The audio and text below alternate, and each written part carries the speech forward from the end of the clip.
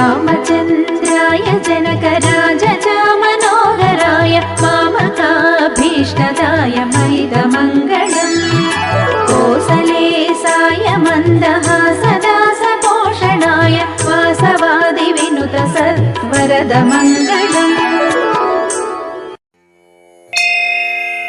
ఓం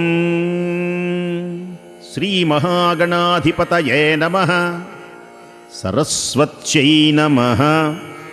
శ్రీ గురుభ్యో నమః. హరి ఓం. శ్రీ సీతారామాభ్యాం నమః. వాల్మీకి విరచిత శ్రీమద్ రామాయణమునందలి బాలకాండమునందు 54వ సర్గము యథాతథ అనువాదము. కామధేనువును తీసుకుని వెళ్ళడానికి విశ్వామిత్రుడు తన సేనలను ప్రయోగించుట, వాటిని ఎదుర్కొనడానికి కామధేనువు వశిష్ఠుని అనుమతితో బలములను సృష్టించుట. శతానందుడు చెబుతూ ఉన్నాడు శ్రీరామచంద్ర ప్రభువునితో, రామా ఇంకా విను. వశిష్ఠ మహాముని కామధేనువును తనకి ఇవ్వడానికి నిరాకరించిన పిమ్మట విశ్వామిత్రుడు ఆ ధేనువులు బలవంతంగా లాగుకొని పోవడానికి ప్రయత్నించాడు. మిక్కిలి బలశాలైనటువంటి ఆ రాజు ఆ విధంగా తీసుకొని పోతూ ఉంటే కామధేనువు తనలో దుఃఖ శోకములు పెళ్ళుబుగటంతో కన్నీరు కారుస్తూ ఇలా చింతించడం మొదలుపెట్టింది. మహనీయుడైన వశిష్ఠుడు నన్ను పరిత్యజించనా ఏమి? మిక్కిలి దుఃఖితయై దైన్యమునకు లోనైనటువంటి నన్ను ఈ రాజభటులు బలవంతంగా ఈడ్చుకొని పోతున్నారు. ఈ ధర్మాత్ముని మిక్కిలి భక్తితో సేవిస్తూ ఉన్నాను. ఈయనకు నాపై కలిగినటువంటి ప్రేమ అపారం. నేను నిరపరాధను. అయినప్పటికీ పవిత్రాత్ముడైన ఈ మహర్షి నన్ను త్యజిస్తున్నాడా? నేను చేసినటువంటి దోషమేమిటి అని చింతిస్తూ ఆ ధేనువు మాటిమాటికి నిట్టూర్పులు విడుస్తున్నది. వందల కొలదిగా ఉన్న ఆ సైనికులు విదిల్చుకొని ఆ ధేనువు వాయువేగముతో వెళ్ళి వశిష్ఠుని యొక్క పాదములను ఆశ్రయించింది. ఆ కామధేనువు వశిష్ఠుని ఎదుట నిలచి ఆర్తస్వరంతో ఏడుస్తూ మేఘ దుందుభిస్వనంతో ఇలా పలుకుతున్నది, ఓ బ్రహ్మకుమారా, పూజ్య మహర్షి, ఈ రాజభటులు నీ నుండి నన్ను లాక్కొని పోతున్నారు. నీవు నన్ను పరిత్యజించావా? తెలియచేయి.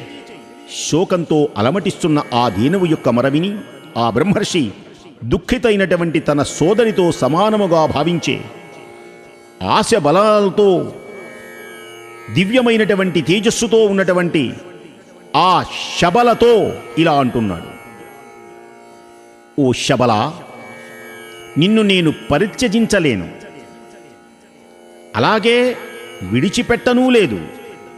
నీవు నాకు ఇసుమంత అపకారమూ చెయ్యలేదు. బలశాలి అయిన ఈ రాజే బలగర్వంతో మత్తిల్లి నా నుండి బలవంతంగా నిన్ను తీసుకొని వెళుతున్నాడు. ఇతనితో సమానమైనటువంటి బలము నాకు లేదు. పైగా ఇతడు బలశాలి అయినటువంటి రాజు, క్షత్రియుడు, మీదు మిక్కిలి భూమండలములకు అధిపతి. తపోబలంతో రాజును దండింపకూడదు.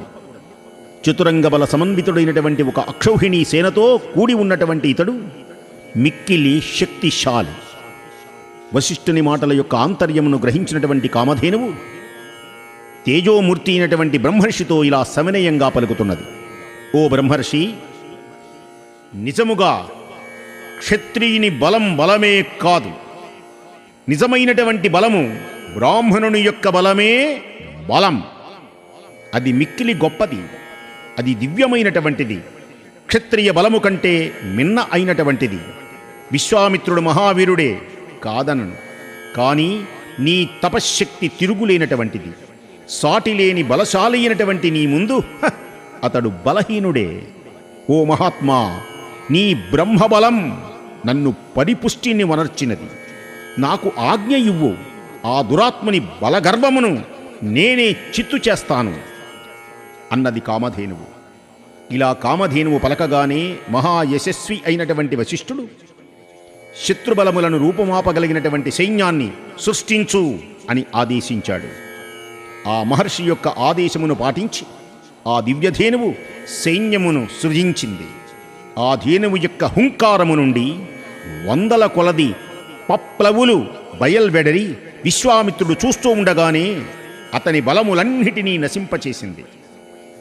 తన బలములన్నీ హతమవటాన్ని చూచినటువంటి విశ్వామిత్రుడు మిక్కిలి క్రుద్ధుడై రథమును అధిరోహించాడు. పిమ్మట రోషంతో కన్నులు ఎర్రజేసి వివిధములైనటువంటి శస్త్రములతో పప్లవులను హతమార్చాడు. వందల కొలది పప్లవులు విశ్వామిత్రుని చేతిలో మసైపోగా చూచి ధేనువు క్రుద్ధయ్యి వెంటనే శకులను యవనులను అసంఖ్యాకంగా సృష్టించింది. శకులతో యవనులతో ఆ ప్రదేశం నిండిపోయింది. వారు మహావీరులు, మిక్కిలి ప్రభావశాలురు, సంపెంగ కేసరముల వలె భాసిల్లుతున్నారు. పొడవైనటువంటి ఖడ్గములను కత్తులను ధరించి ఉన్నారు. బంగారు వన్నె వస్త్రాలు దాల్చి ఉన్నారు. అట్టి ఆ సైనికులు విశ్వామిత్రుని యొక్క బలములన్నిటినీ మహాగ్ని జ్వాలల వలె భస్మం చేశారు.